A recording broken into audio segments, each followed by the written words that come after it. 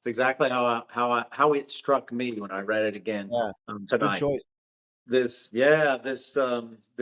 castaway really, and when we meet him in book five, and I think that's the place to start here. Actually, with this book is we meet Odysseus in book five. Yeah, He's been talked about for four books, right. referenced. We've heard his friends say exceedingly nice things about him.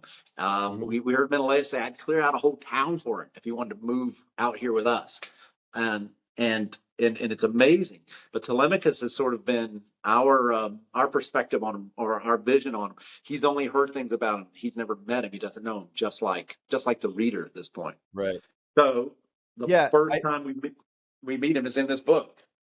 yeah, and I just want to say too that it's not a bad idea if you're leading a class or a reading discussion or a reading group, bef- exactly because of what you just said, Paul. We've heard about Odysseus, we haven't met him.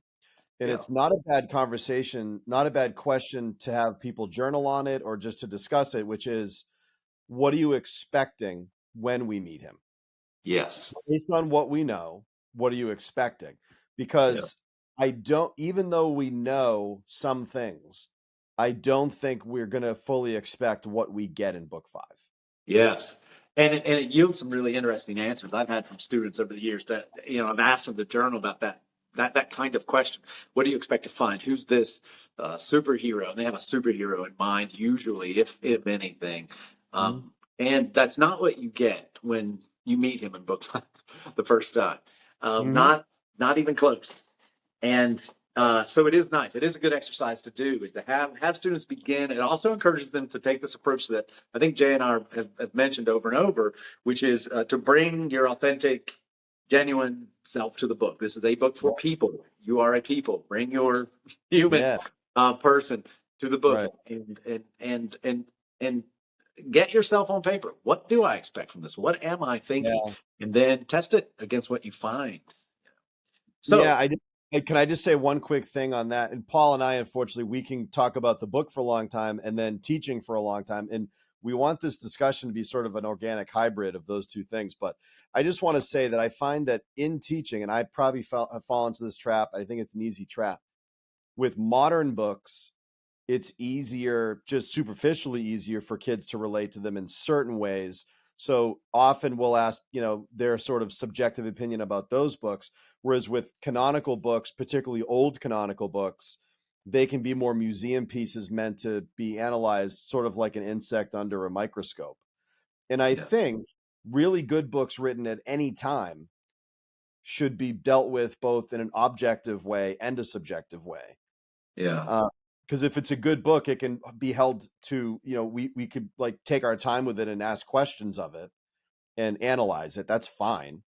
Right. Um, but as you just said, just because it's 3,000 years old, or just because Shakespeare is 4 years old, and Jane Austen is three, doesn't mean there aren't human things in there that once you penetrate the externals, which are foreign, those Yeah. human things are incredibly real. And just, I think this is just important if teachers are listening to this.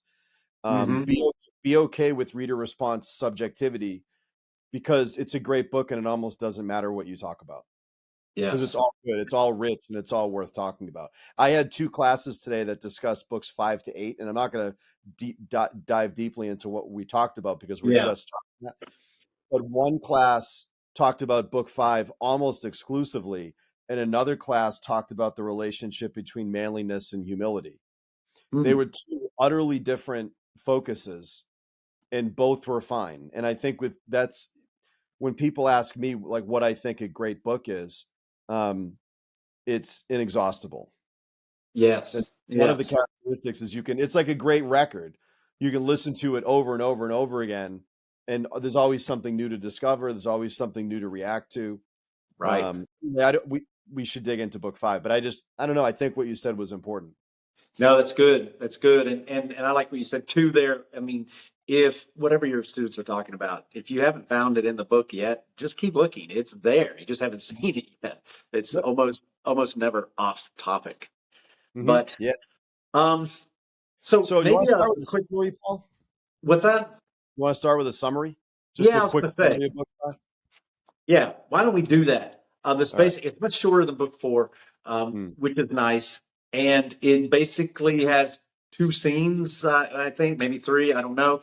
So the opening scene, we're back to the beginning of the book in the sense that we're back on Mount Olympus, right? Yep. So we're back up top with the gods, and that's a I don't know if that's a little bit strange or not, but it starts off back there, and Athena is upset that her favorite Odysseus has not been released from the island yet. As she comes back and says, "Didn't we all agree that he was going to be released?" And I went over and checked, and he's still there.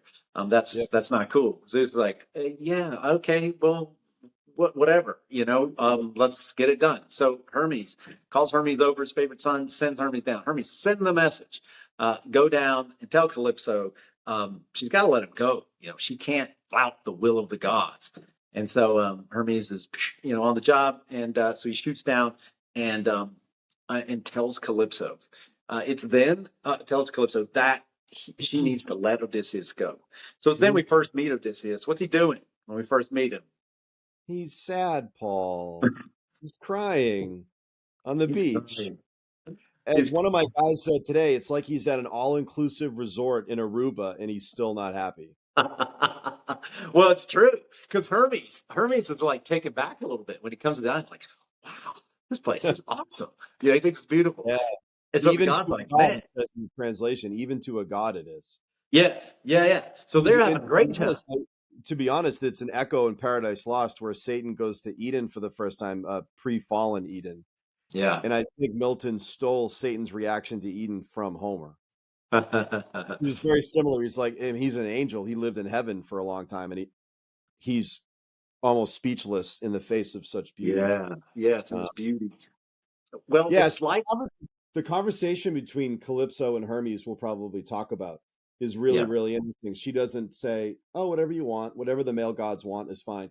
That's a really interesting. That's a really interesting conversation. And yeah, like you said, meeting Odysseus on the beach.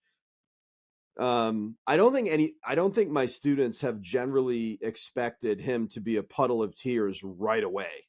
yeah, yeah. You No, know, he's looking out at the horizon. He's mourning. I don't know. It almost reminds you of Telemachus. Telemachus is sitting back when we first meet Telemachus. He's sitting in the corner, just staring at the floor or whatever, and just destitute, and Mhm. almost just depressed, really. And that's how Odysseus is. So he needs to be bucked up too, like Telemachus was challenged. Yeah, So yeah, I think it is kind of surprising.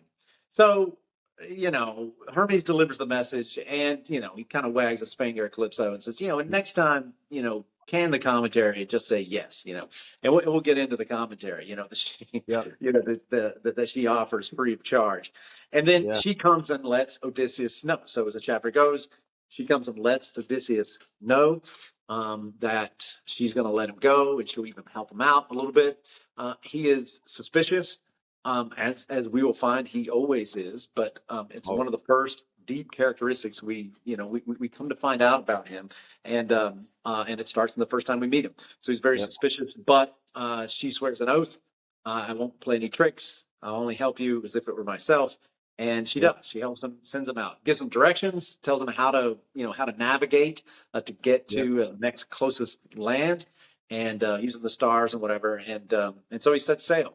By chance, as he's sailing away, his great nemesis is heading yeah. back from one of those awesome sacrifices where all the people are hepped up about you. They're slaughtering things and pouring out blood to you, Name. like every god wants. And he looks over, and is like, "What the?" And there's Yeah, who let him out? He's not right. supposed to be out here on the water. And Yeah, then he yeah, puts it all together. It's like, all right, I see. I know what probably was happening up there in Olympus while I was gone, but why don't we just stir up some weather for him? So he's like, I guess I can't stop him from sailing away, but I can make it hard for him. So a big yeah. storm comes. Odysseus is overwhelmed, and he thinks he's going to die. And then he gets some help. Um, Mhm. from Ino, which I want to talk about a little bit later. It's Yeah, my really. sort of outstanding passage. Yeah, and also suspicious immediately, even though he's offered help while he's drowning. He turns over the decision of whether to accept this assistance in his mind. Decides to do it. Athena also shows up and helps out, quells the storm a bit. but he's tossed, turned, nearly dashed to pieces on the rocks of this land that he's heading for, but finally makes it, finds a little river inlet, and washes up into this inlet, rolls himself up into the woods, into a bed of leaves, and sleeps, sleeps. So he's away from the island. He's he suffers in the ocean on the way for a couple of days, and then finally he makes it to the island of the Phaeacians. These people he's going to Phaeacians, yeah, who he's going to spend some time with, and the plot will take off from there. Right. But that's kind of it. Yeah, that's a good summary. And I just want to say that if it reminds you of book one, it's not a coincidence. I feel that book one is meant to introduce you to the epic scope of the story. You're in Mount Olympus, you're on various geographical places on Earth. There's all kinds of things, all kinds of characters. And you have that in book five as the poem. He sort of control alt deletes and resets everything in book five. And Yeah. it almost means, okay, remember, this is what Mount Olympus is and how they talk to each other. This is how gods talk to each other. This is how gods talk to mortals. This is how mortals talk to mortals. Yes. And then there's gods that are angry. There's gods that are supportive. There's travel. There's other Right. lands. So it's Right. it's a whirlwind. It's a whirlwind chapter, literally a whirlwind chapter. Yeah. And there's a review Athena works in her complaint too. I noticed this just rhetorically, or like just it's almost novelistically. She works in a review of all the bad things that are happening too. So she's almost monologuing about Odysseus is not released, and then his son is having all. He's confronted the suitors, and the suitors have plotted against him, and they're waiting for him to come back home, and they're going to try to assassinate him. So you get almost sort of a review of the story. There is this repetition, of the tale. As well, to remind you, what's going on, since we've reset the story, like you say.